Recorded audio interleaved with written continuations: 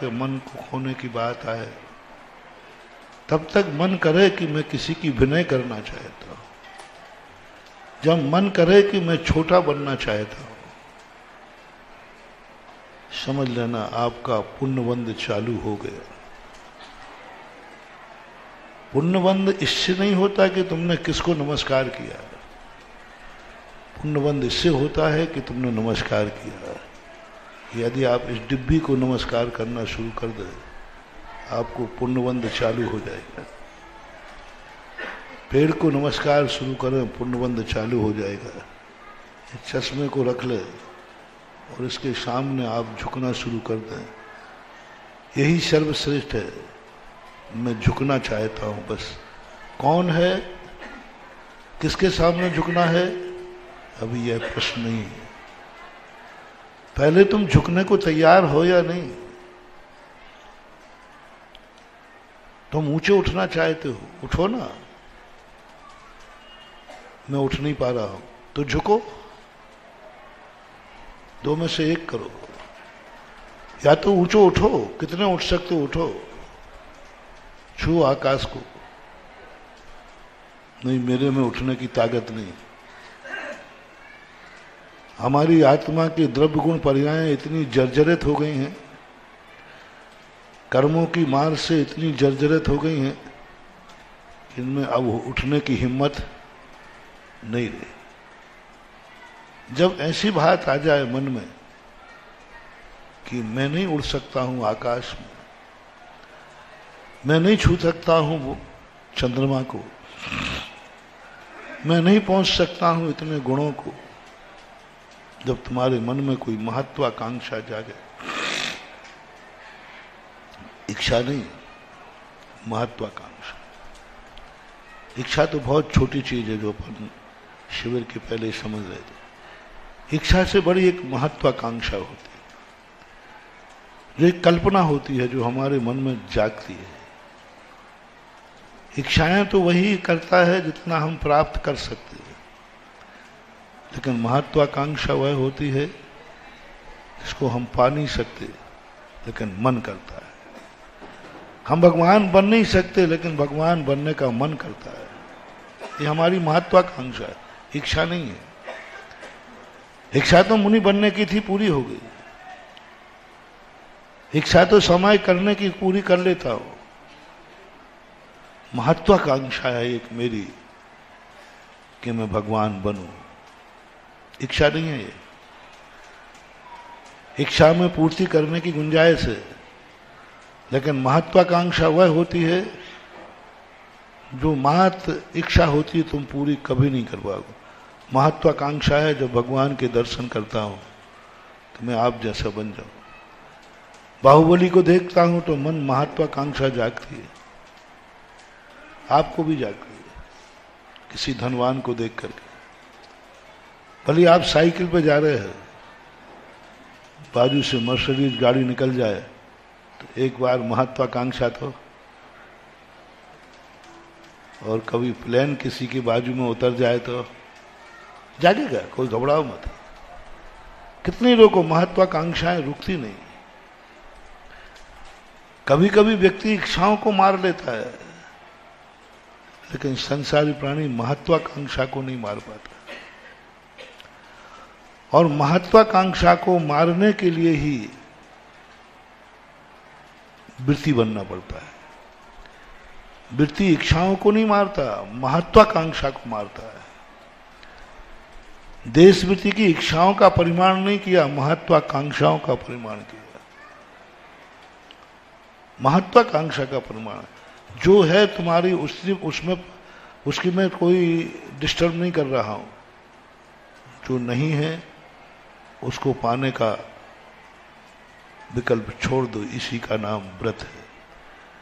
जो है वो है, जो उसको लिए कोई डिस्टरबेंस नहीं, वृत्ति का जो कुछ भी है, 6 खंड का राज भी है, जो कुछ भी तुम्हारे पास है, प्रतिमाधारी को कोई उसका निषेध नहीं है। बस जो नहीं है उस महत्वाकांक्षा का प्रमाण कर लो, हम ये नहीं करेंगे। लेकिन जागती है भावनाएं, क्या करो? जब महत्वाकांक्षाएं जागने लग जाएं, जब तुम बहुत ऊंचे उठने की भाव करो तो उठने का एक बार प्रयास करो, एक बार ऊंचा उड़ने का प्रयास करो। छोटी सी छत पे खड़े हो जाना, मैं चिड़िया जैसा उड़ूंगा, और कूद जाना। ज्यादा ऊंचाई से नहीं, नहीं तो मुश्किल हो जाए। थोड़े चबूतरे से उड़ जाना, नीचे गिरोगे कि उड़ोगे? नीचे गिर जाओगे। बस इतना यदि स्थिति बन जाए तो मैं एक तुम्हें मोटिवेशन दे रहा हूं, बना लो। मैं उठ नहीं सका तो गिर तो सकूंगा, मैं उठ नहीं सका तो मैं झुकने को तैयार हूं। उठने में मेहनत है, झुकने में कुछ नहीं करना। गिरो गिरो, मैं मिटने को तैयार हूं। बन नहीं सकता तो मिटूंगा, उठ नहीं सकता तो झुकूंगा। ऐसा मन तुम्हारे अंदर जाग जाए, बस एक ऐसी अलौकिक शक्ति तुम्हारे अंदर जागना शुरू हो जाएगी, कोई ना कोई तुम्हें उठाने आ जाएगा और वो उठा देगा। तुम उठ नहीं पाए। भक्ति क्या है? नमस्कार क्या है? आपने बड़ों को व्यवहार में देखा होगा कि जब तुम बड़ों को नमस्कार करते तो वो क्या करता है? उठा लेता है। तुम लोगों में चलता है, जैसे वो नमस्कार कर, अरे नहीं बेटा उठ, उठा लेता है। तो तुम्हें नमस्कार करने में तुम्हें बड़ी दिक्कत होती है। अरे मूर्ख, नमस्कार नहीं किया है, तूने बड़े को झुका लिया है, वो झुक गया, नहीं तो झुकता नहीं। तुम सोच रहे हो कि मैं झुक रहा हूं, नहीं, बड़ा तुम्हें उठाने के लिए झुक जाएगा। तुम लोगों में हाथ से उठा लेते हो, हम लोग भी उठाते हैं। हम लोग भी नमस्कार करने वाले को उठाते हैं, गुरु भी उठाते हैं। उनका तरीका अलग होता है, उनका तरीका आशीर्वाद होता है। वो मन से उठाते हैं, उठ बेटा उठ, और तू मिटना सीख लिया, अब देखना ताकत देखना। जैसे तुम झुके, जैसे तुम्हारा इतना पुण्यबंध, इतना पुण्यबंध, इतना पुण्यबंध, जो महाशक्ति को आज तक कोई नहीं झुका पाया, वो तुम्हें उठाने के लिए झुक गई। जिस शक्ति को कोई आज तक नहीं उठा पाया, वो तुझे उठाने के लिए झुक गई। ये पुण्य कहां से आया? तुम्हें उठाने के लिए झुक गया। जिसके चरणों में सारी दुनिया झुकती है, वो तुम्हें उठाने झुक गया। सुदामा यहीं तो कमा गया था पुण्य। जैसे ही सुदामा पहुंचा, झुकने के लिए पहुंचा था, मिटने के लिए पहुंचा था। सब कुछ मिटा दूंगा आज मित्र के चरणों में, पास में। सुदामा झुक ही नहीं पाया, उसकी पहले कृष्ण ने उठा करके उसे गले लगा दिया। कितना पुण्य अर्जन किया। एक मिटने का भाव आया, एक समर्पित होने का भाव सुदामा को आया। पुण्य देखो कितना बढ़ गया कि जिसके पास सारी दुनिया झुकती है, 3.5 खंड के 32,000 राजा झुकते थे, आज वही सुदामा को उठाने के लिए झुक गया। नमोकार मंत्र की जब हम एनर्जी देख रहे हैं, हर मंत्रों को मैं देखता हूं, मुझे कुछ अंदर से शौक होता है। किसी नई चीज को स्वीकार तो कर लेता हूं, मैं शकीला नहीं हूं, लेकिन अंधा भी नहीं।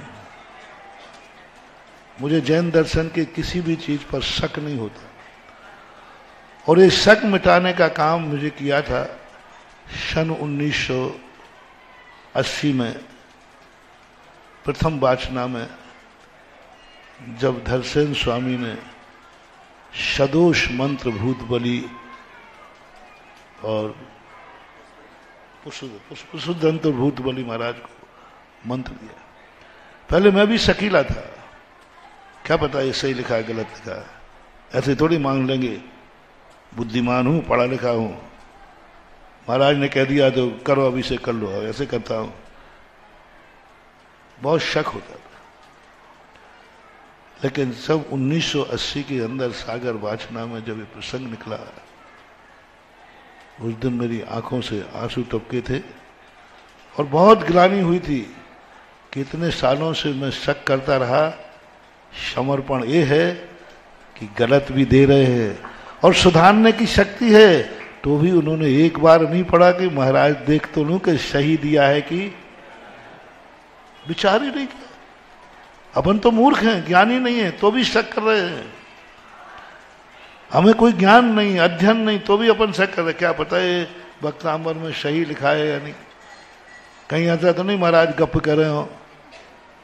हाँ, महाराज जी को वो मालूम है, कहीं जब दान जाना चाहिए पड़ता है तो महाराज महिमा गा देते। हाँ देखा, आज महीना गा रहा महाराज जी को, तो जरूर महाराज जी को बोल दो, सब जानते हैं तुम्हारे अंदर क्या चलता है। अब जैसे मैं अभी व्यायामशाला के जिम की महिमा गाऊं तो अभी देखा महाराज जी को वहां के लिए पैसा चाहिए। अब देखो महाराज ने शौच जाने के स्थान की महिमा गाए जा रहे हैं। हाँ महाराज जी तो, और मेरे ऊपर तो वैसे ही आरोप है कि आप तो जिस चीज को चाहो उसको सिद्ध कर देते।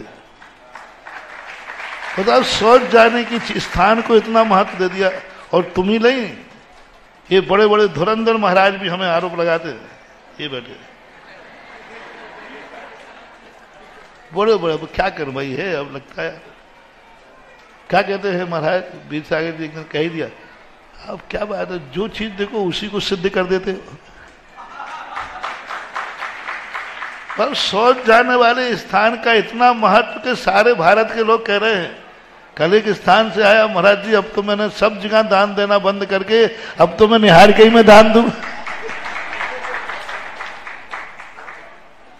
बोले क्यों? बोले इतनी महिमा के साधु का एक मूल गुण फलेगा।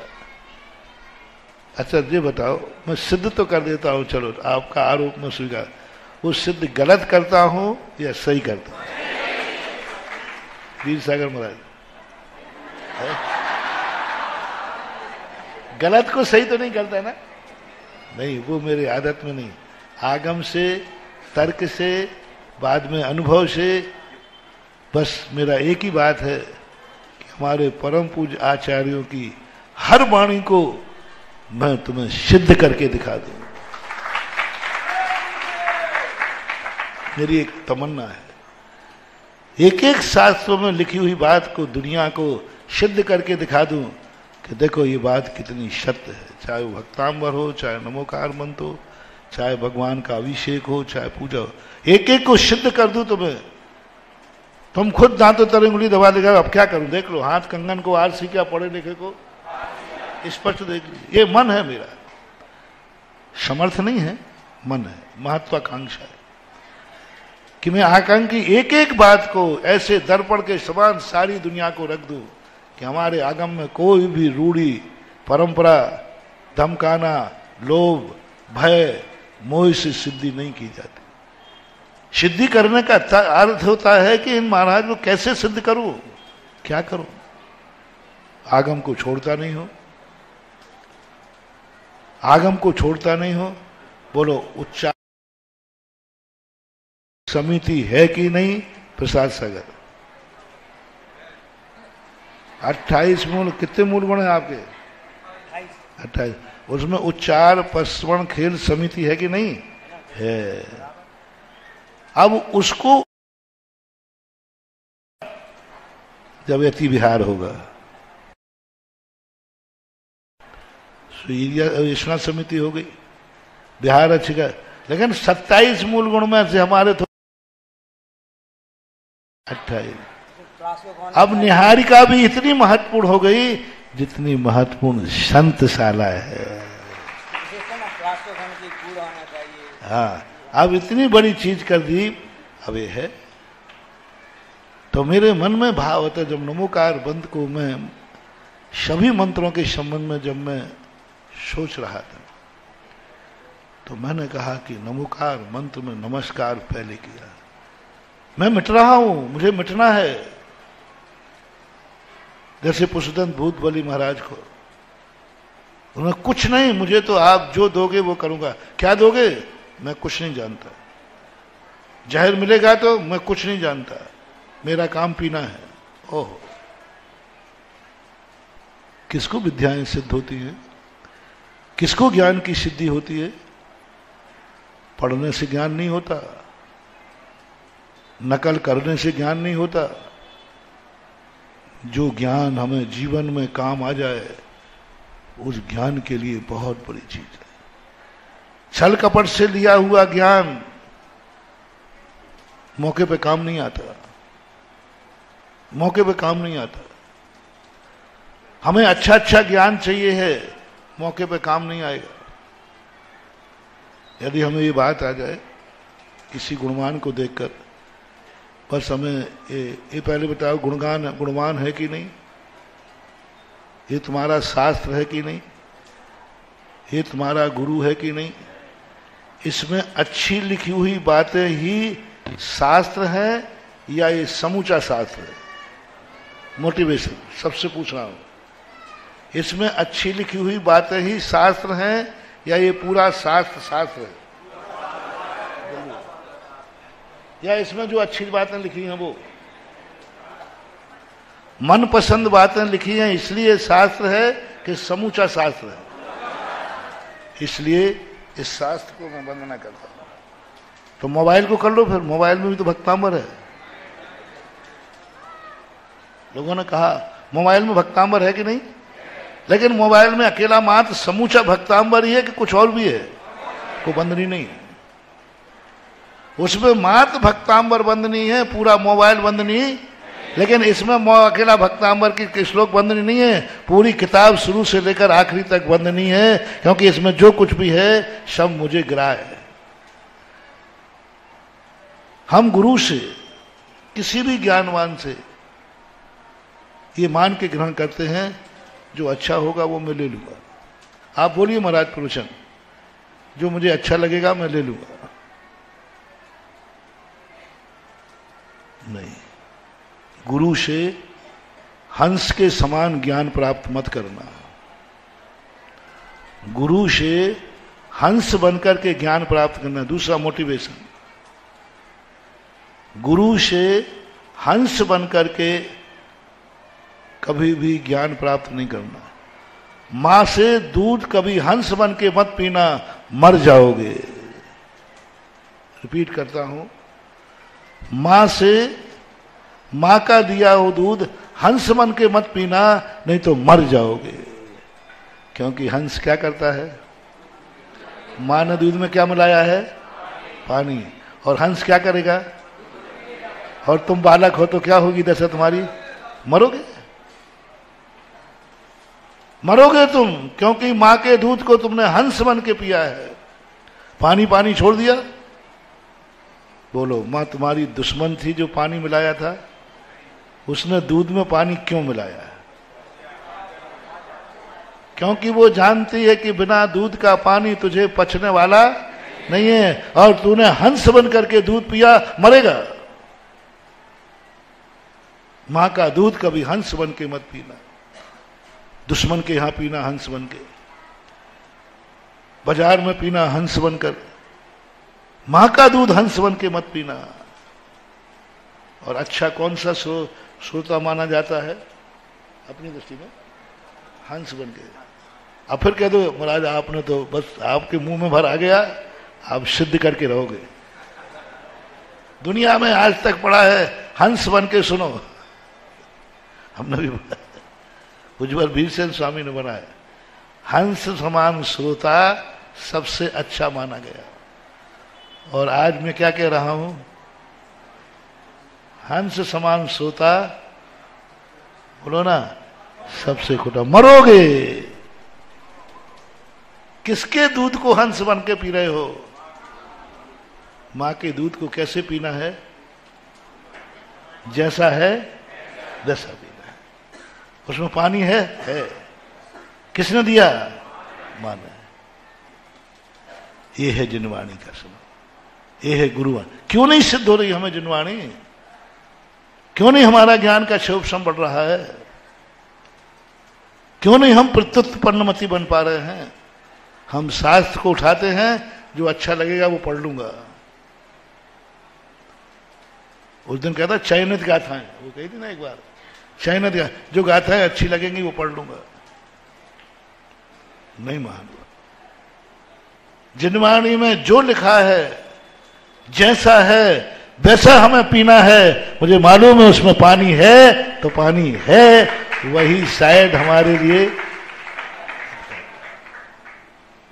ये बात पूज्यवर कुंद स्वामी ने कहा। देख के पियो, जहर तो नहीं पी रहे हो। उन्होंने कहा जो वैद्य की हाथ की दवाई को जहर मान के फेंक देता है वो मरेगा। वैद्य ने दिया है तो तुम्हें ये नहीं देखना कि जहर है कि अमृत है। वैद्य ने दिया है, बस तुम्हें पीना है। शायद वही जहर तुम्हें रोग से, बस ऐसे ही। क्या गजब पुष्पदंत भूत बलि को। जब जब मुझे कोई जिज्ञासा शंका होती है, मैं तुरंत भूत बलि महाराज पुष्पदंत को याद कर लेता हूं, फिर मेरी शंका नहीं होती। मैं बहुत शकीला आदमी हूं, लेकिन तुरंत भूत बलि पुष्पदंत सिरे आते हैं। बेटा शांत, देख मैंने क्या किया था। तू तो बुद्धू है, तू तो कुछ भी जानता नहीं है। मैं तो ज्ञाता था। गुरु ने जब मंत्र दिया तो मैंने उसको एक बार पढ़ के भी नहीं देखा कि ये मंत्र सही है या गलत है। जपने बैठ गए, यथावत जपने बैठ गए। और जपने के बाद पहले गुरु ने जो कहा वो करो। यदि उसमें फिर गलती दिखे तो फिर गुरु के पास दौड़ते मत जाओ,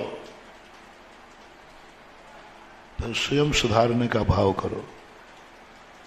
फिर गुरु को दिखाओ कि भगवान आपसे भी कभी चूक हो जाए तो उस चूक को चूक नहीं कहेंगे, मैं उसको सुधार करके आपके इस मंत्र की महिमा बढ़ाएंगे। चूक को भी बदल दो अपने ऐसे अनुभव से, ऐसी परिणति से। उन्हीं मंत्रों को थोड़ा ठीक करके सिद्ध कर दिया और कहा गुरु ने मंत्र दिया था वो सिद्ध किया है। मैं तुम्हें बता रहा हूं, पहले तुम्हें कभी भी असमर्थता की महसूस हो, अब तुम्हें कुछ भी उठने की ताकत नहीं है। न तुम्हारा दिमाग काम कर रहा है, न तुम्हारा शरीर काम कर रहा है, न मुंह से प्रवचन में कुछ निकल रहा है। कुछ दिमाग में नहीं आ रहा, मैं क्या बोलूं, क्या सोचूं, क्या करूं। उस समय बस एक अंदर भाव जगाओ, बस अब मैं गिरना चाहता हूं, मैं झुकना चाहता हूं, मैं मिटना चाहता हूं, बस मैं नमस्कार करना चाहता हूं। मैं संसार से सबसे छोटा आदमी हूं। संसार से छोटी बुद्धि मेरी है, छोटा वचन मेरी, छोटी काया मेरी है। मैं सबसे छोटा हूं, इसलिए मैं झुकना चाहता हूं। जैसे ही आप ये मन बनाओगे, यदि तुम्हारा इरादा नेक होगा, यदि तुम्हारा संकल्प नेक होगा, यदि तुम आत्महत्या करने के लिए तैयार नहीं हो, झुकने को तैयार हो, मरने को नहीं। मिटना अलग है और मरना, झुकना अलग है और गिरना, चोट खा के मत गिरना। गिरना झुकना अलग है। यदि इरादा नेक होगा, कोई भी महाशक्ति आएगी और तुम्हें उठाने के लिए झुक जाएगी। कहां झुक रहा है? नमो। कई लोग कहते हैं संस्कृत पाठ न पढ़ के महाराज जी हिंदी पाठ पढ़ ले, हमें समझ में आ जाएगा। नहीं, हिंदी पाठ वक्ता में दम नहीं है, बिल्कुल भी दम नहीं है, कुछ भी दम नहीं, वो तो समझने के लिए है। हिंदी पाठ असंयमी ने लिखे हैं, क्या ताकत है उसमें, क्या मंत्र है उसमें। मात्र एक भाषा के ज्ञान वाले ने लिखे हैं, एक छंद ज्ञान वाले ने लिखे हैं, लेकिन भक्तांबर एक साधक ने लिखा है। यही भक्तांबर संस्कृत में पढ़ोगे, गलत पढ़ो, अर्थ समझ में नहीं आए तो भी पढ़ो, लेकिन पढ़ो, गलत पढ़ो, जैसा पढ़ना वैसे पढ़ो, कुछ नहीं पढ़ो तो संस्कृत में श्लोक को देख लो, आड़म ताड़म कुछ नहीं जानो, लेकिन नमोकार मंत्र कोई पढ़ो। अब नमो रिहंताणम मंत्र है तो हिंदी में बता देते तो हिंदी में पढ़ लो ना, अरहंतों को नमस्कार हो। अब जाप अपन देते नमो रिहंताणम, नमो सिद्धाणम, नमो आर्याणम, नमो, अब ऐसा नहीं, अपन जब अरहंतों को नमस्कार हो, सिद्धों को नमस्कार हो, आचार्यों को नमस्कार हो, उपाध्यायों को नमस्कार हो, अरहंतों को नमस्कार। क्यों हम कुछ गलत पढ़ रहे क्या? अर्थ तो सही है ना। अर्थ की माला नहीं होती है, मंत्र की माला होती है।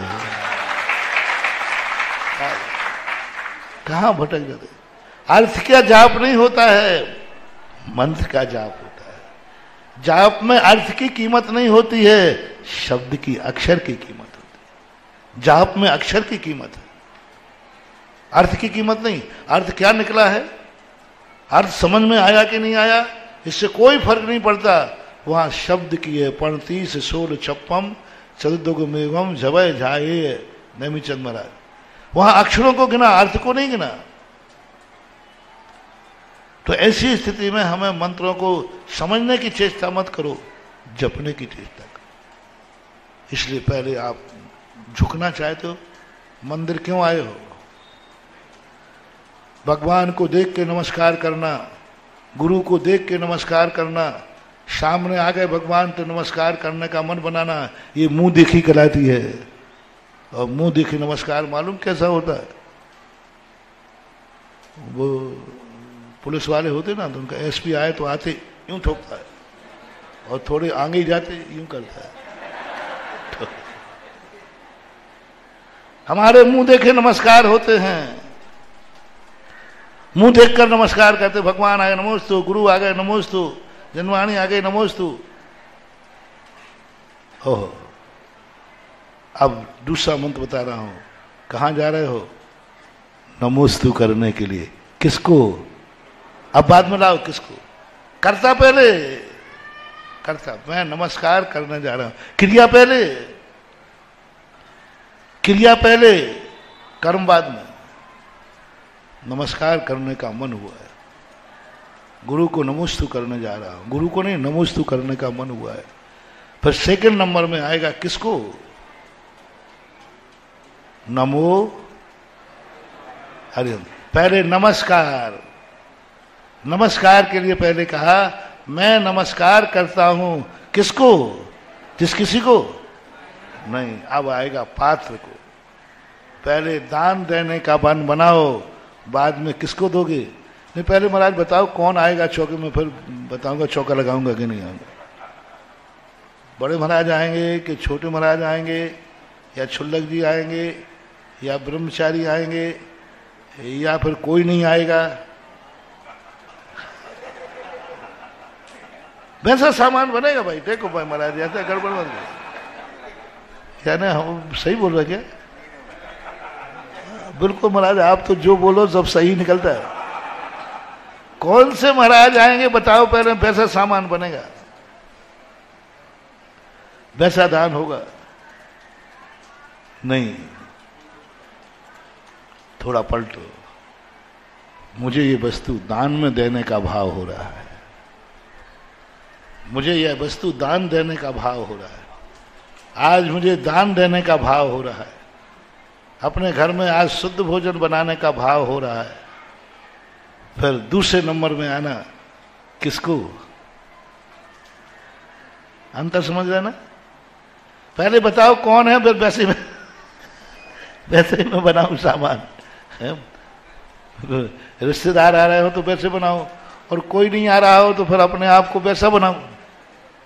नहीं, पहले दान दूंगा, मेरा मन है कि आज दान देना है। फिर कोई पूछे किसको दोगे? बोले बड़े महाराज आ जाए तो अच्छी बात है, नहीं आए तो छोटे ठीक है, वो नहीं आए तो छुल्लक जी ठीक है, नहीं आए तो ब्रह्मचारी ठीक है, फिर नहीं आए तो स्वयं ही खा लूंगा और क्या। ये है सर्वोत्कृष्ट दान। नमस्कार करने जाना है, भगवान मिल गया तो ठीक, गुरु मिले तो ठीक, भगवान मिले तो ठीक, और नहीं मिला कोई तो ठीक है, भाव नमस्कार कर लूंगा, श्रद्धा से नमस्कार कर। तो इनकी शक्तियां बढ़ती हैं आपके अक्षरों को आगे पीछे करने से, क्रिया को आगे पीछे करने से। नमः एक क्रिया है, मैं नमस्कार करता, इसलिए नमोकार मंत्र ने एनर्जी की अपेक्षा से भी सर्वश्रेष्ठ स्थान पाया। अन्य किसी भी मंत्र, मैंने हजारों लाखों मंत्रों को देखा, किसी मंत्र भी नमः से शुरू नहीं हुआ। सर्वश्रेष्ठ शक्ति कहलाती है वो। तो महाराज कर लेना चाहिए, करोगे तो वो जापी नहीं बनेगा, मंत्री नहीं बनेगा। ओम राम ह्रीम रू रव आसिया उषा नमः पहले करो, वो शांति धारा मंत्र आता ना, ये ओम ह्रीम अरहम आसिया उषा नमः, आप उसको नमः से पढ़ो, नमः ओम ह्रीम बनेगा ही नहीं, क्योंकि ओम बीच में आ जाएगा। ओम के पहले नमः लिख नहीं सकते आप, क्योंकि बीच का ओम जो है प्रणव बीजाक्षर है, ये तुम्हारे नमा को मिटा देगा। ओम और ह्रीम ये दो ऐसे बाधक तत्व हैं जो तुम्हें पहले नमस्कार नहीं करने देंगे तुम्हारे नमस्कार, क्योंकि ओम प्रणव बीजाक्षर है, ओम एक आकाश रूप है, ओम एक ऐसी शक्ति वाला है जो अपने पहले आई हुई हर शक्ति को खाली कर देता है, समाप्त कर देगा। और कौन से भी मंत्र हैं जो ओम के बिना है? दौड़ाओ दिमाग, ओम के बिना कौन सा मंत्र है? नमोकार मंत्र है। सारे मंत्रों में ओम लिखा है, और ओम जहां है, आप चाहोगे कि मैं नमाज से शुरू करूं, आप नमाज से शुरू कर ही नहीं सकते, ओम बीच में आएगा, ओम आपको बोलना ही पड़ेगा, क्योंकि ओम उन मंत्रों की एक बहुत बड़ी सुरक्षा कवच है। क्योंकि वे मंत्र लुटने की शक्ति, वे मंत्र लुट सकते हैं, उनकी शक्ति बिखर सकती है, लेकिन नमोकार मंत्र की सुरक्षा की जरूरत नहीं है, वो स्वयं अपने आप में सुरक्षित है, वो स्वयं अपने आप में बाढ़ है और स्वयं खेत है, उसे ना कोई उजाड़ सकता है और ना वो उजड़ सकता है। दूसरे मंत्रों की शक्ति बिखर सकती है, दूसरे मंत्रों में आप पागल हो सकते हैं, दूसरे मंत्रों में आप साइड इफेक्ट हो सकता है, लेकिन नमोकार मंत्र में नहीं हो सकता, क्योंकि नमोकार मंत्र बिखरता नहीं है कभी, इसलिए उसको ओम की जरूरत नहीं पड़ी। ओम नमो ह्रीम। लोग कहते महाराज जी हम ऐसा पढ़ रहे हैं, ओम ह्रीम नमो ह्रीम, ऐसा भी कुछ करते हैं, गलत कर रहे हो। ओम नमो ह्रीम, ओम नमो सिद्धाणम, कोई लोग अब बीजाक्षर लगाने लगे हैं, तो बहुत बड़ी गलती कर रहे हैं, समर्थ को असमर्थ बना रहे हैं, शक्तिमान को शक्तिहीन बना रहे हैं। नमोकार मंत्र एक ऐसा शुद्ध महाशक्ति मंत्र है। नमः शब्द से अनादि अनंतकालीन है, सब मंत्र तो अनादि अनंतकालीन होते ही हैं, लेकिन उनकी सबकी प्रक्रिया है। मंत्र एक बहुत बड़ा शास्त्र महानुभाव, मंत्र एक बहुत बड़ी क्लास है, मंत्र का एक बहुत बड़ा कंसेप्ट है। लोग मंत्र को यूं समझते हैं, मंत्र शास्त्रों को जब पढ़ो, मंत्र शास्त्रों को जब खोजो, तो व्यक्ति को बहुत सावधान रहना पड़ता है। जितने मंत्र होते हैं सब साइड इफेक्ट होते हैं, इसलिए ओम की जरूरत पड़ी है। और ओम हटा देंगे तो मंत्र नहीं रह जाएगा, वो ध्यान का सूत्र बन जाएगा, जाप नहीं कर सकते। ओम बिना कोई मंत्र का जाप नहीं हो सकता, कोई मंत्र है ही नहीं जाप। एक भी मंत्र बता दो जो ओम के बिना जाप होता हो, कर नहीं सकते। यदि ओम के बिना आपने जाप किया, आप फेल हो जाओगे, साइड इफेक्ट है। एक भी मंत्र दुनिया में नहीं है जो ओम के बिना जाप दे ही नहीं सकते, जाप आप उसकी। यदि ओम हटा के जाप देंगे, साइड इफेक्ट हो जाएगा, बिखर जाएगा। ओम लगाना ही पड़ेगा। ओम के माध्यम से ही हम संभल पाएंगे, ओम के माध्यम से ही हम सुरक्षित करेंगे। ओम हमारा कवच होगा, साइड इफेक्ट का ओम हमें बचा लेगा। लेकिन नमोकार मंत्र में कोई ओम की जरूरत नहीं है, वो कभी बिखरता नहीं है, इसका कोई साइड इफेक्ट नहीं है। कैसी भी दशा में पवित्रा पवित्रो वा सुस्ततो दुस्तो पिवा ध्यायेत पंच नमस्कारम सब पाप प्रणश्यति। और यदि ओम हटाया तो मैंने कह दिया वो ध्यान का विषय बनेगा, जाप का नहीं। आप उनका ध्यान कर सकते हो, राम ह्रीम ह्रूम ह्रोम हिरा।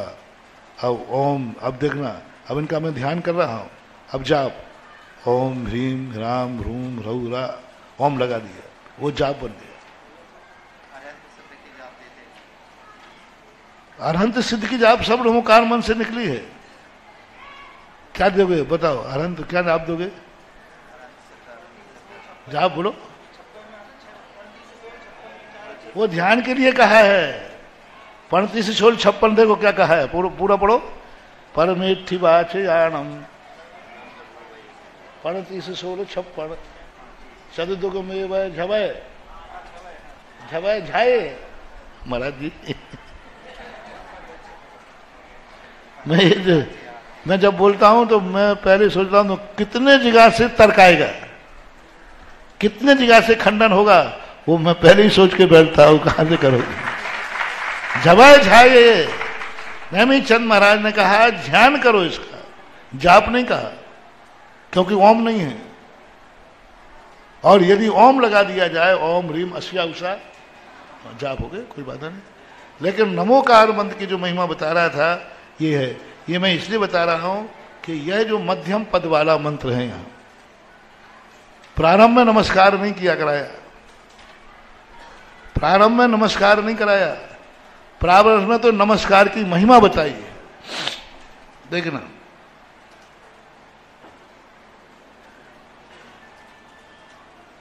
ऐसे ही स्वयंभू स्त्रोत में 7 भगवानों में नमस्कार शब्द ही नहीं आया, 7 भगवानों में नमस्कार शब्द नहीं आया, 8वें भगवान में नमस्कार आया, मध्यम पद है। यहां भी देखो, पहले श्लोक में नमस्कार नहीं कराया, पहले में नमस्कार की महिमा बताई, सम्यक प्रणम्य जिन पाद युगम युगादा, ये महिमा बताई अकेली कि नमस्कार करने से क्या होता है, सम्यक प्रणम्य जिन पाद युगम युगादा बालम वनम भव जले पतताम जनानाम, ये सम्यक प्रणाम करने का फल है, नमस्कार नहीं कराया। 25 श्लोकों में अभी तक नमस्कार नहीं कराया, क्योंकि दूसरी शक्ति ये है कि जल्दी नमस्कार मत करो, मिटने का मन बन मत बनाओ, पहले देखो किसके सामने मिटना है। अब हमारी बनियाई वृत्ति आ गई, स्वार्थ वृत्ति आ गई, अभी नहीं, ऐसे थोड़ी नमस्कार कर लूंगा, पहले बताओ किसको नमस्कार करना है, कौन है वो। तो 25 श्लोकों में जब महिमा मंडित किया कि तुम कौन हो, तुम कौन हो, वो कहा था ना मुनि महाराज लोग आपको क्या क्या कहते हैं, तो हम हाँ असंख्य आदि 24 इसी के पीछे आया था 24। अब देखो कब नमस्कार किया, पकड़ना मानतुंग आचार्य महाराज को, इस भक्तांबर को मध्यम पद बना रहे, प्रथम में नहीं ले रहा, पहले नमस्कार कराते नहीं, पहले महिमा गाते गए, इतनी महिमा बताई, तुम कैसे हो, तुम मुनि लोग आपको परम पुमांस कहते हैं, सूर्य कहते हैं, अमल कहते हैं, पुरस्ताद कहते हैं, तमसा कमेव शम्भ, ये सारी महिमा, आप वो हो, आप वो हो, आप वो हो, आप वो। अब तो दुनिया के नमस्कार के भाव हो जाएंगे, क्या कहना। जब किसी की चीज की बहुत महिमा गाई जाए तो अब नमस्कार कहना पड़ेगा क्या, वो तो अपने आप झुक जाएगा, क्योंकि लोभ ही दे दिया तुमने। कैसे भगवान, देखो क्या 25 श्लोकों के अंदर तुम्हें झुकाने के लिए महिमा गाई थी, इस मन को झुकाने के लिए महिमा गाई थी, इस अहंकार को मिटाने की महिमा गाई थी, क्योंकि हम अहंकारी हैं, मिटने को तैयार नहीं है। जितनी भी भक्ति है महानुभाव, मात्र झुकाने के लिए, कुछ नहीं कराना इनको। भक्ति का अर्थ है तुम झुक जाओ बस, नम जाओ बस, मन से, वचन से, काय से अपने आप को अकिंचित कर मान लो। जो पहले झुक करके आते हैं, लेकिन संसारी प्राणी, हम कह रहे सब लोग नमोस्तु करो, बोलते नहीं हो। महाराज जी का पागल समझ रखा है। पहले बताओ कौन को करूं? अभी तुम कह दो पड़ोसी को करो तो क्या कर लूंगा मैं? हाँ, गुरु पर संदेह हो गया ना। गुरु ने कहा नमोस्तु करो, पहले महाराज बताओ आएगा कि नहीं? बोलो ना, आएगा कि नहीं? मैं कह दूं कल से सब लोगों को माला फेरना है,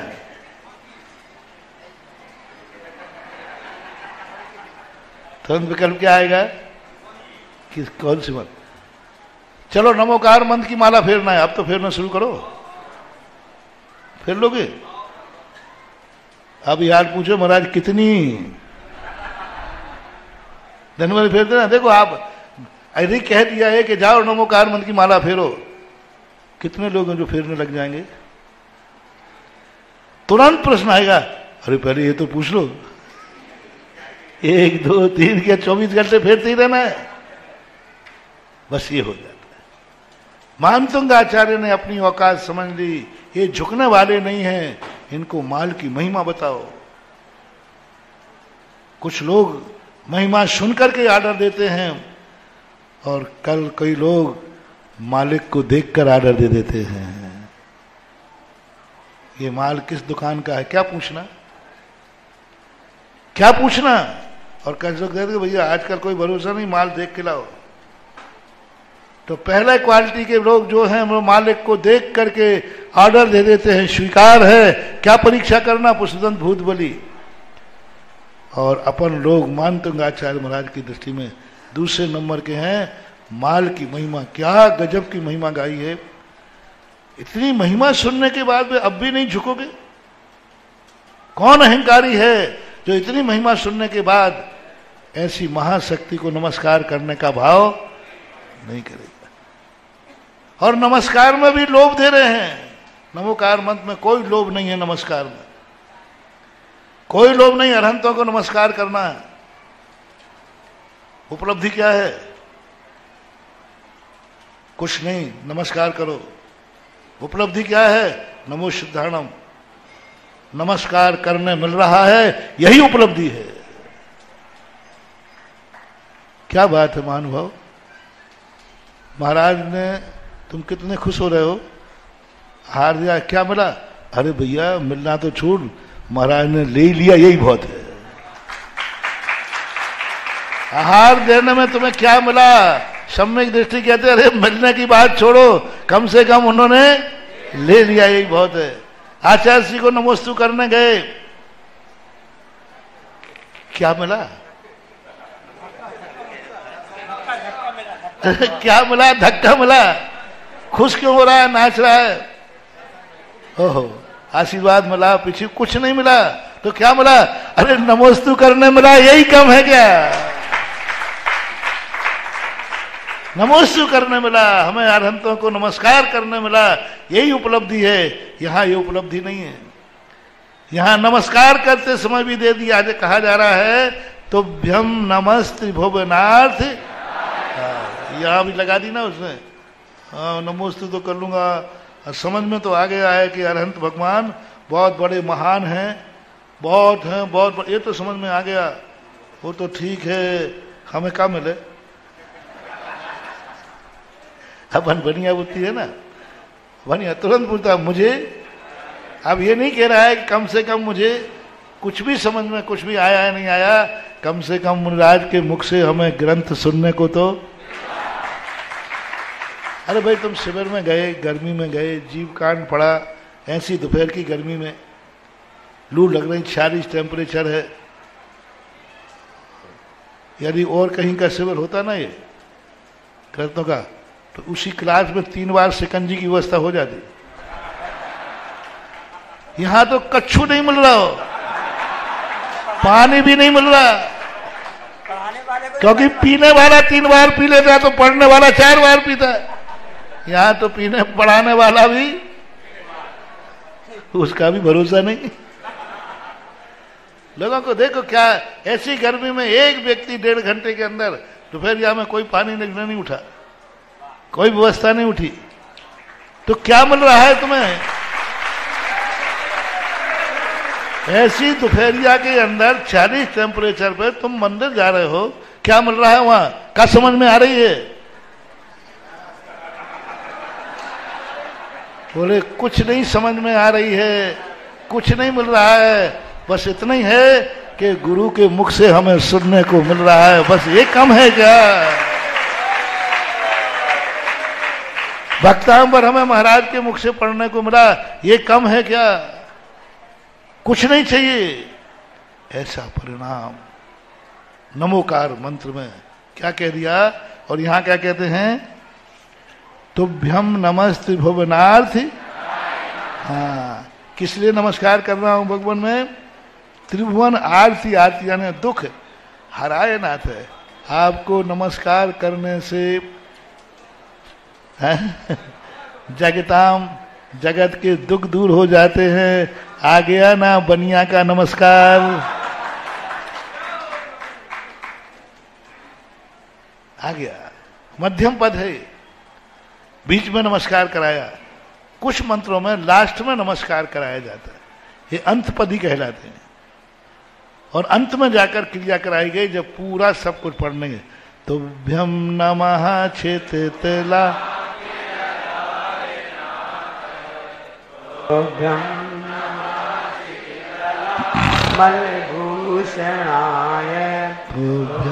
ओम ओम ओम। तुभ्यम नमः क्षिति, क्षिति यानी पृथ्वी, तुम्हारे लिए नमस्कार हो, क्योंकि तुम कैसे हो? क्षिति ललाम नहीं, क्षिति तल अमल भूषणाय। क्षिति तल यानी इस पृथ्वी पर आप अमल हैं और आप इस पृथ्वी के भूषण हैं। भूषण यानी शोभा है, इस पृथ्वी के आप क्या हैं?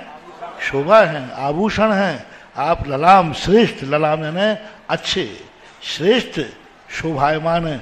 आपसे ही यह पृथ्वी शोभायमान है, आपके कारण से ही यह पृथ्वी गौरवान्वित है, क्योंकि आप इस पृथ्वी के भूषण हैं। तो भ्यम नमस्ते जगतः, और आप इस तीर जगत के परमेश्वर हैं, इसलिए आपको नमस्कार है। तो भ्यम नमो जन भवोदधि, और आपको नमस्कार करने से क्या होता है? संसार सागर को सूख जाता है। आपको नमस्कार करने से ये संसार सागर सूख करके चुल्लू भर रह जाता है। भवोदधि शोषणाय। जो ये मानते हैं कि भगवान के नमस्कार करने से क्या होता है, उनको ये श्लोक पढ़ना चाहिए। समय सार से नहीं होता, चारित्र के पालन करने से नहीं होता है। एक विधि वो भी है जो संसार सूख जाता है, नमस्कार की विधि। नमस्कार, अब दोनों नमस्कार में कितना फर्क है, गुणानुवाद में और नमस्कार में कितना अंतर है। यानी नमस्कार करने वाला व्यक्ति कहता है कि मैं नमस्कार कर रहा हूं क्योंकि मेरे दुख दूर हो जाएंगे, मैं नमस्कार कर रहा हूं, मेरा संसार, अनंत संसार सूख करके चुल्लू भर रह जाएगा। ये महावृत्तियों की वाणी है। और तुम्हें क्या कहते हैं? नमस्कार करने में क्या रखा? उठ बैठक है, कमर को झुकाना है, मस्तक को झुकाना है। नमस्कार करते समय तुम्हें सबसे ज्यादा दिक्कत होती है, अच्छी तरह नमस्कार नहीं करते। कायदा से आप लोगों को नमस्कार जमीन में गवासन से बैठकर जमीन में सिर लगना चाहिए, ऐसा नमस्कार होना चाहिए। यही साष्टांग नमस्कार है। लेट कर नमस्कार करना अपने यहाँ विशेष इसका महत्व नहीं है। गवासन ही अष्टांग नमस्कार है। पूरे शरीर के सारे अंग झुक जाते हैं गवासन में, अच्छा गवासन। लेकिन अब करें क्या, तुम तो कर ही नहीं सकते। इधर गवासन की वो जीन्स पीछे से फट जाएगी, पोस्ट ऑफिस खुल जाएगा।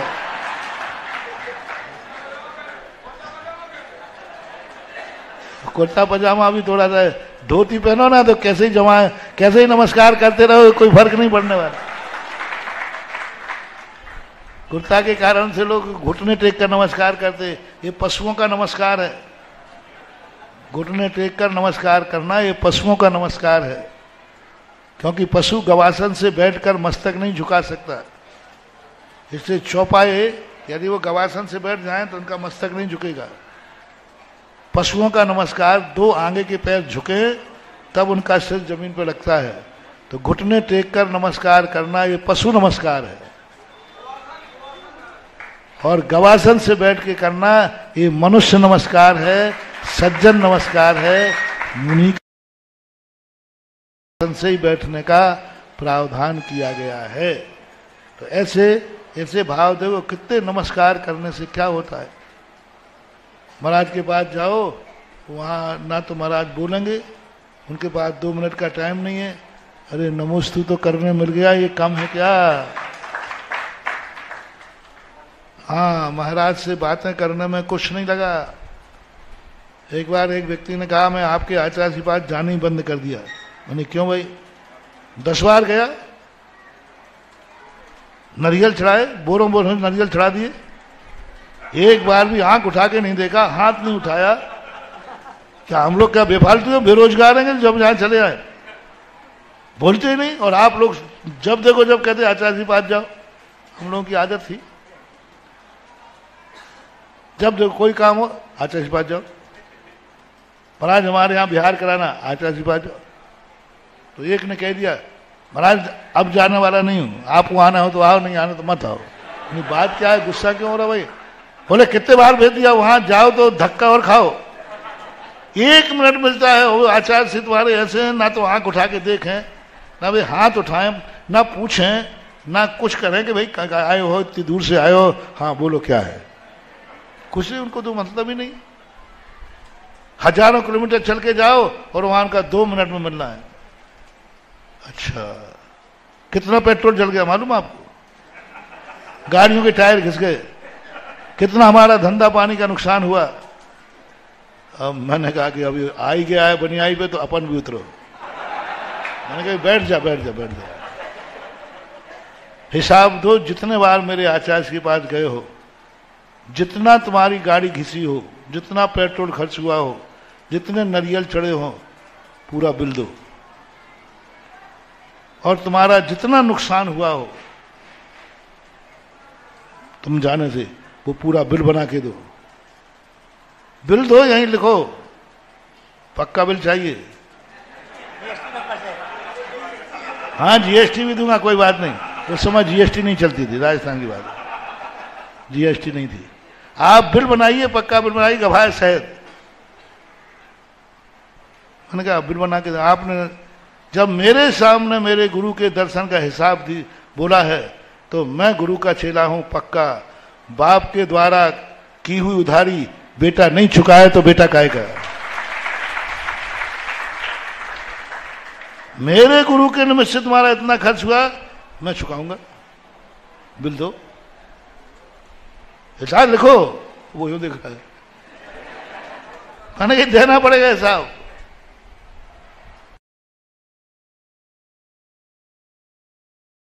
हमारे लिए वापस किया जाएगा, हम कहां से लाएंगे वो छोड़ो,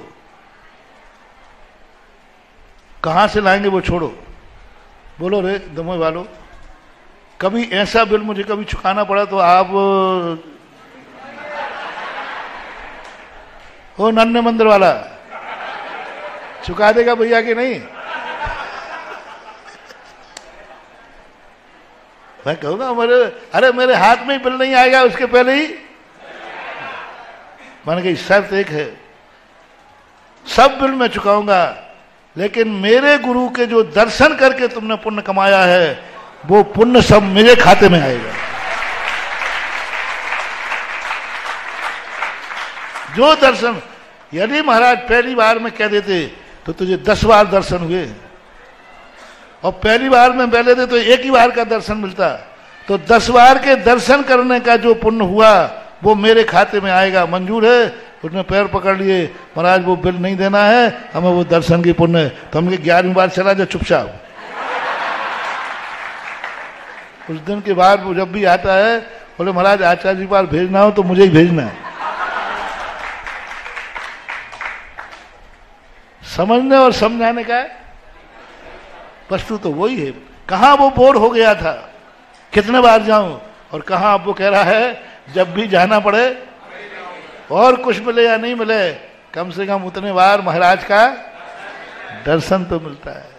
इस प्रकार की परिणति को आप लोग, आज मैं थोड़ा सा कम बोलना चाह रहा था, लेकिन क्या करूं, मैटर ऐसा आ जाता है, सब भूल जाता हूं। आज धूप में वहां चल के आए तो सोचा था मैंने कि, और वो महाराज जी थे ना अपने, इसके पहले कौन पढ़ा रहे थे, शीतल सर, तो मैं बड़ा खुश हो रहा, तुमने थोड़ा और ले ले, मैं ये थोड़ा और ले लें जिससे मुझे, लेकिन अब मैटर ऐसा आ गया कि लोग एक ही श्लोक में ही पूरा घंटा, लेकिन बोलो कुछ अच्छा विषय लगा कि नहीं, मुझे भी लगा।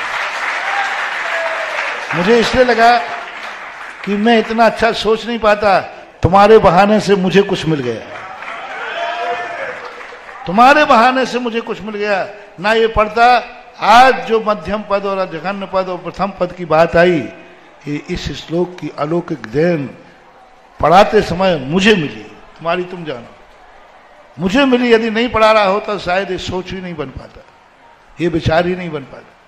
कभी कभी कुछ बातें दाता के पुण्य से भी होती है, पात्र के पुण्य से ही नहीं, श्रोता के पुण्य से भी होती है।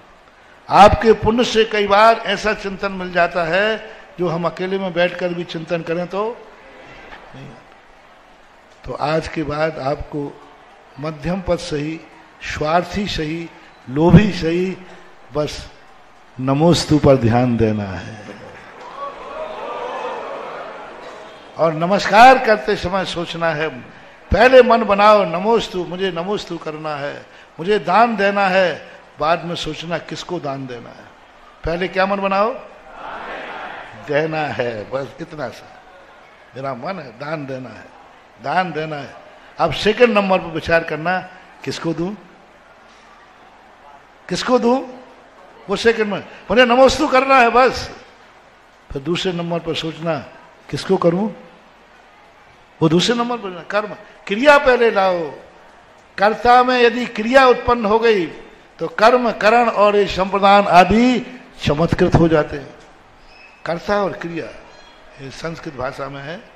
कर्ता का संबंध सीधा क्रिया से जोड़ दो, उसके बाद कर्म, करण आदि बीच में आएंगे।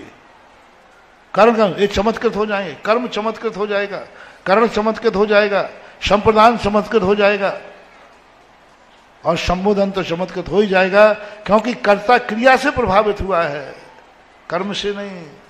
ओहो, कर्ता क्रिया से प्रभावित हुआ है, कर्म से नहीं, मोक्ष से प्रभावित नहीं हुआ है, साधना से प्रभावित हुआ है। लीजिए और थोड़ा सा दे दो, मुनि बन रहे हो, मोक्ष से प्रभावित होकर कि तपस्या से प्रभावित होकर, बस। इसलिए समंत मध्य महाराज ने कहा, हमें वो गुरु नहीं चाहिए जो मोक्षार्थी है, तपस्वी, साधना से प्रभावित हुए हो, क्रिया से प्रभावित हुए हो, मोक्ष से नहीं। वो तो फल है, फल से प्रभावित होना कोई बड़ी चीज, लेकिन क्रिया से प्रभावित होना, कर्ता क्रिया से सीधा संबंध जोड़ लिया, और कर्ता ने पहले ही मन बना लिया मुझे नमस्कार करना है। इस प्रकार से को विस्मयोत्र यदि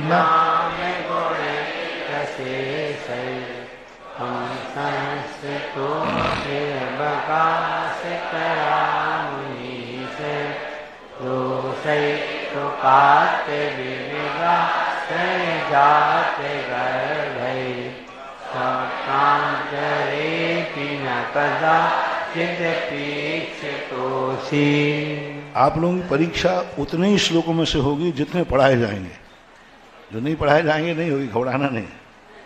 को विस्मयोत्र होगी कि नहीं मुझे पता नहीं,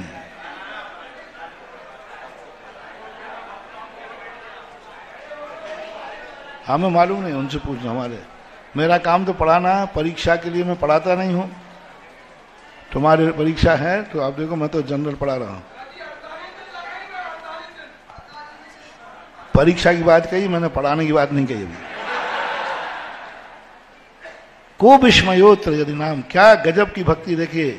को विस्मय कहा, इसमें विस्मय क्या है यहाँ, यदि नाम यानी अच्छे, नामी, यहाँ नाम शब्द आया ना, तो नाम है ना नामी, अच्छे गुणों के द्वारा। अच्छे से ही संपूर्ण जितने अच्छे गुण थे तुम संस्थित। क्या बात है भगवान, जितने अच्छे गुण थे वो सबके आश्रय हो, सब आपके पास पाए गए। तो उज्ज्वल मानतुंग आचार्य कह रहे हैं इसमें आश्चर्य क्या है, आश्चर्य क्या है? क्यों? निरवकाशतया मुनि से इन अच्छे गुणों को संसार ने किसी ने आश्रय दिया ही नहीं, सबने भगा दिया, क्योंकि किसी को अच्छे गुण चाहिए ही नहीं। अच्छे गुण जितने थे, सम्यक दर्शन, ज्ञान, चार्य, तपस्या आदि, ये जितने गुण थे, क्षमा, मार्दव, आर्जव, शौच, सत्य, संयम, तप, त्याग, आकिंचन, ब्रह्मचर्य, ये जितने अच्छे गुण थे संसार में किसी ने उनको अपने यहां स्थान नहीं। अब क्या करते हो? किसी व्यक्ति को कहीं स्थान ना मिले और एक ही स्थान पे आप ऐसे व्यक्ति थे जिन्होंने जिन गुणों को संसार में कहीं स्थान नहीं मिला, वे गुण सब आपके पास आकर आश्रय ले लिए, इसलिए सारे गुण आपके पास ही हैं। क्योंकि दूसरे ने उनको कहीं सहारा दिया ही नहीं। क्यों नहीं दिया? दोषई रूपात विविधाश्रय जात कर भाई, क्योंकि सारी दुनिया तो दोषों को प्राप्त करके और क्या कर रही है? विविधाश्रय, विभिन्न प्रकार के दोषों को, गुण दुर्गुणों को आश्रय देकर गर्व से घूम रहे हैं, आई एम गॉड। हाँ, दोषों को आश्रित कर दिया। जितने पाप है उनको पाप करके खुशी मना रहे हैं। जितने संसार में दोष थे, सामान्य जन उनको अपने जीवन में अवकाश दे करके गर्व को प्राप्त, जात गर्वई, उनको गर्व उत्पन्न हुआ। ज्ञान मद, जाति मद, कुल मद, धन मद, रूप मद, रिद्धि मद, ऐसे इन मदों को प्राप्त होते हैं। जब भी कोई विभूति आए और मद को प्राप्त होते हैं। स्वप्नांतरेपि न कदाचित् पीक्षितोषि, लेकिन आपको दोष नाम की चीज तो कोई छू भी नहीं। स्वप्नांतरेपि कदाचित् पीक्षितोषि, स्वप्न में भी आपको कोई दोष छू नहीं सकता, क्योंकि गुण आपके पास इसलिए आए। देखो, दो तरीके से हैं। जब महाकाव्य लिखना है तो भगवान को आरोप लगा दिया, ये भक्ति है। भक्ति में क्या है? उत्प्रेक्षा जैसी कहलाती है। भक्ति में क्या कह दिया? भगवान आपके पास गुण मालूम कैसे आ गए? उनको किसी ने शरण दी नहीं, आप ही अकेले थे भोले वाले, सो आपने गुणों को शरण दे दी। संसारी प्राणों ने दोषों को शरण दे दी, और दोष आपके पास भटक नहीं सकता। तो आपका स्थान खाली स्थान था, क्योंकि दोष तो आपके पास थे नहीं, और खाली स्थान पड़ा था तो आ गए, क्योंकि किसी ने सहारा नहीं दिया। और कब महाकाव्य होता तो क्या करते? भगवान आप हमें दोष दे रहे हो, तुम्हारे पास एक भी गुण नहीं है, इसमें मेरी गलती नहीं है। सारे गुण तो आपने समेट के रख लिए, कोई गुण आपने छोड़ा ही नहीं, हमें कहां से मिलता? क्योंकि सारे दोष आपने छोड़ दिए तो हमें मिल गए। कुछ गुण आप छोड़ जाते तो हम भी ग्रहण कर लेते। ये महाकाव्य की भाषा है। और भक्ति की भाषा में कहा नहीं, सारे गुण आपके पास। हो चैर शोक तरु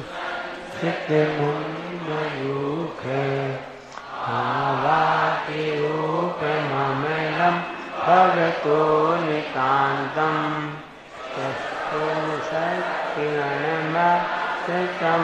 तमोवितानम् बिम्बं रवेर्विपयो दर्पार्श्ववर्ती।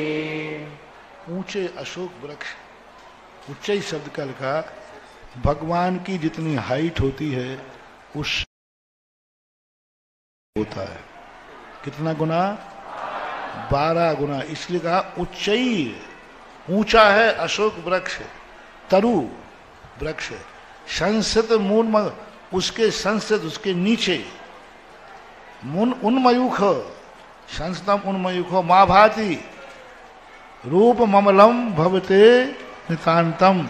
उस वृक्ष के नीचे आपके शरीर से किरण उन्मुख, नीचे की ओर किरण नहीं, सूर्य की किरणें नीचे की तरफ आती हैं, आपके शरीर की किरणें ऊपर की तरफ जा रही हैं, उन्मुख।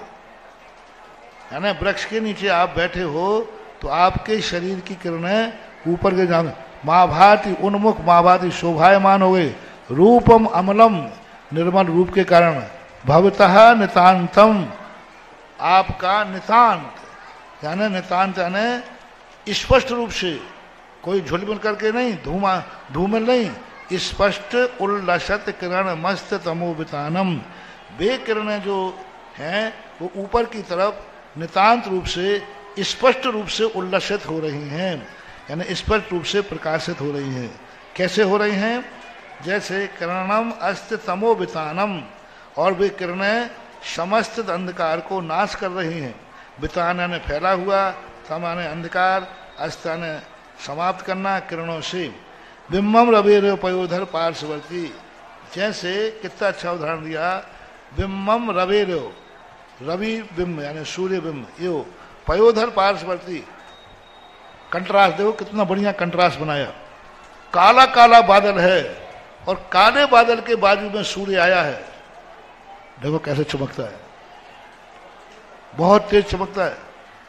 जब देखना आप काले बादल में से थोड़ा सा सूर्य निकल रहा हो, इतना होता कि आंखों में चकाचौंध हो जाती, कंट्रास्ट से वस्तु हो जाती है। सूर्य के सामने क्या लाए? साइड में बादल लाए, डार्क कलर, डार्क कलर लाए, तभी ये तेज कलर चमकेगा।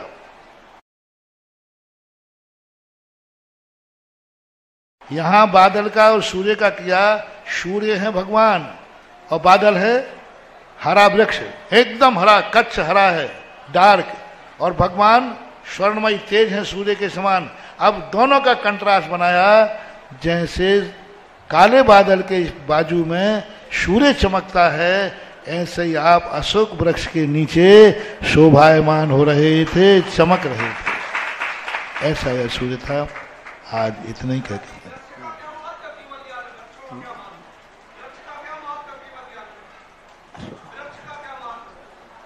महत्व मत पूछो, इसलिए तो मैंने छेड़ा नहीं है विषय। अभी हाल 10 बज जाएंगे। ये अष्टप्रातिहार्य बड़े प्रतिबिंबित हैं, बहुत काम के हैं, कई बार 1-2 बार मैं बता चुका हूँ। इनका अपने आप में एक महत्व होता है, क्योंकि अष्टप्रातिहार्य भगवान के लिए लाभदायी नहीं है, भक्त के लिए लाभदायी है। इनका पूरा प्रतिबिंब भक्त पे पड़ता है, भगवान से तो कोई लेना देना है नहीं। चले आज इतने।